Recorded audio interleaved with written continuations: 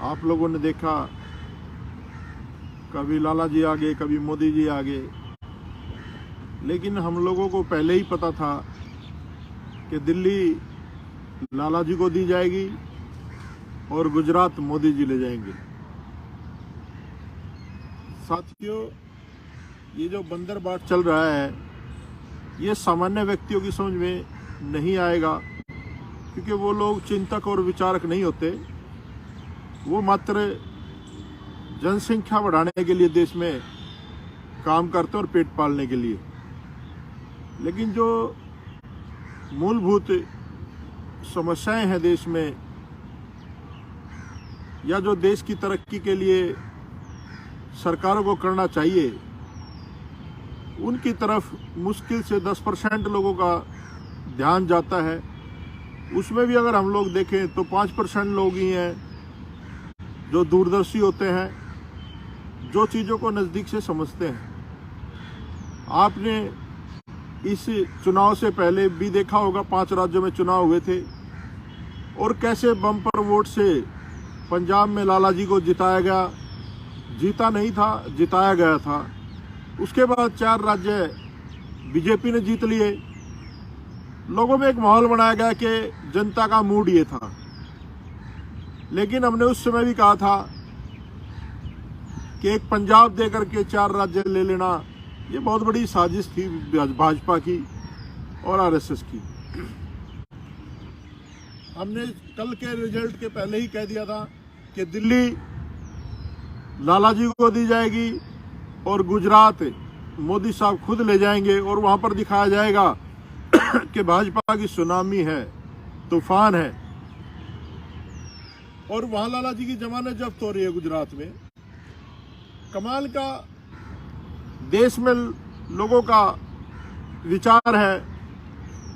दिल्ली और हरियाणा के बीच में क्रॉस करके पंजाब में सरकार बनाई जाती है और जमानत जब्त होती है उत्तर प्रदेश में लाला जी की। सेम वैसे ही दिल्ली में पूरे देश के लोग हैं, पूरे देश में मैसेज जाना चाहिए, लेकिन दिल्ली में बम्पर वोटों से लाला जी जीतते हैं और गुजरात में जमानतें जब्त हो रही हैं। तो ये क्या है? चाहे आम आदमी पार्टी हो, चाहे भारतीय जनता पार्टी हो, चाहे कांग्रेस पार्टी हो, ये प्राइवेट लिमिटेड कंपनियां हैं और एक ही परिवार के लोग हैं। इस देश में जो हजारों सालों से होता आ रहा है, वही अब ईवीएम के माध्यम से हो रहा है।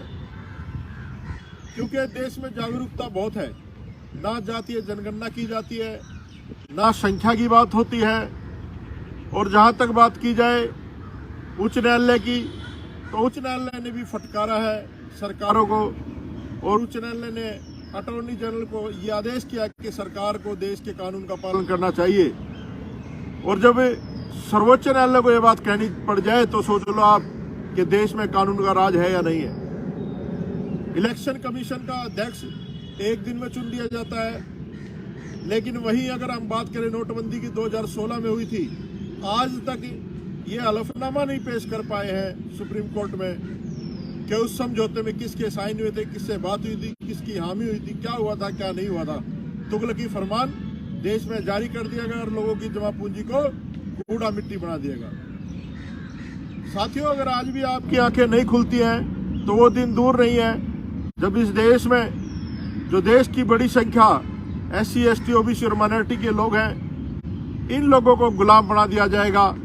और वही रामराज, जिस रामराज में शंभुक ऋषि की हत्या होती है, जिस रामराज में बाली का वध होता है, और जिस रामराज में एक स्त्री की अग्नि परीक्षा ली जाती है, 3 साल तो राम भी सीता से दूर रहा था, अपनी अग्नि परीक्षा क्यों नहीं दी? और लोगों को भरमाया गया, बहकाया गया कि राम की सीता का अपहरण रावण ने इसलिए किया कि उसने मंदोदरी के नाक और कान काटे थे, शूर्पणखा के, उसकी बहन के। लेकिन ऐसा नहीं था। जब सीता का स्वयंवर हुआ तो उसमें रावण को इतला दी गई कि लंका में आग लग गई ताकि वो स्वयंवर में आ ना सके, क्योंकि शिव भक्त था रावण, और वो धनुष को उठाकर चकनाचूर कर देता। जब तक रावण वापस आता है तो स्वयंवर खत्म हो जाता है। राम षड्यंत्र से सीता को ले जाता है। उस अपमान का बदला लेने के लिए रावण ने सीता का हरण किया था। तो साथियों, जो सदियों से होता आ रहा है, छल और कपट से जो राज पाट पे काबिज हो गए बैठे हैं ये लोग, बहुजनों के साथ हमेशा धोखा हुआ है। तो अगर आज भी आप लोग नहीं समझोगे, सारी चीज़ें आपके सामने हैं। इस देश में किस तरह से सरकारी संस्थाओं का निजीकरण किया जा रहा है, सिर्फ बहुजनों का आरक्षण खत्म करने के लिए। बहुजनों को मजबूत होने की वजह से ये सारी चीज़ें खत्म की जा रही हैं।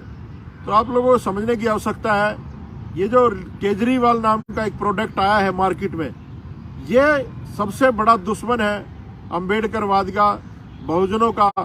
क्योंकि आपने देखा है, बात भगत सिंह और अम्बेडकर की करता है, लेकिन नोट पे गणपति और लक्ष्मी की फोटो छुपाने की बात करता है। तो ये साहब काशीराम कहते थे, एक सांपनाथ है, एक नागनाथ है, और इनके संभोग से जो पैदा हुआ ये सपोलिया है केजरीवाल हमारे समाज के लिए, इस देश के लिए और इस देश की संस्कृति के लिए। क्योंकि ये बुद्ध का देश है और इस देश ने जो आक्रांता आए उनमें से एक आक्रांता मनुवादी व्यवस्था के लोग हैं, जिन्होंने देश को बांटा, लोगों को बांटा। और आज बंदर बाट हो रही है, तुम दिल्ली ले लो, हम गुजरात ले लेंगे, तुम पंजाब ले लो, हम 4 राज्य और ले लेंगे, और लोग खुश हो रहे हैं, हमने कांग्रेस को हरा दिया, हमने बीजेपी को हरा दिया, हमने आम आदमी को हरा दिया।